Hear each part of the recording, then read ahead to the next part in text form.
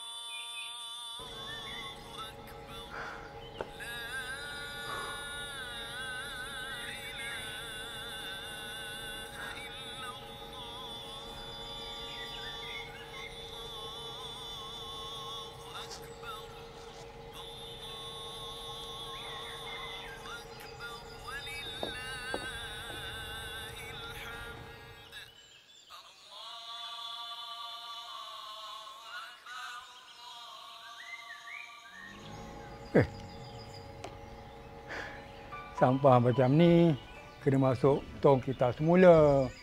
Kena ikut jenis sampah.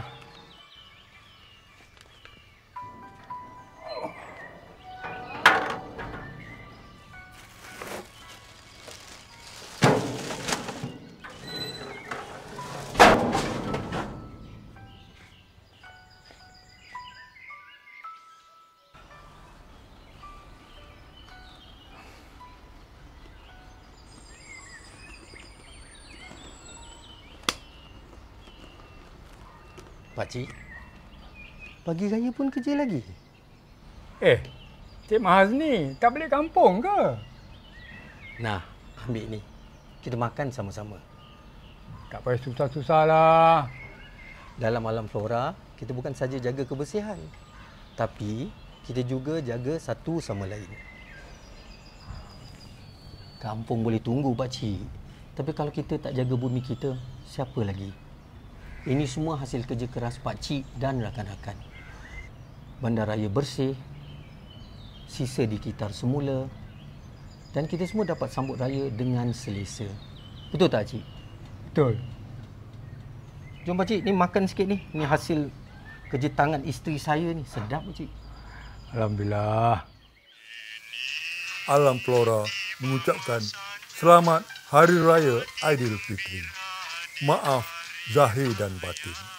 Bersama kita jaga kebersihan, bersama kita raikan kehidupan.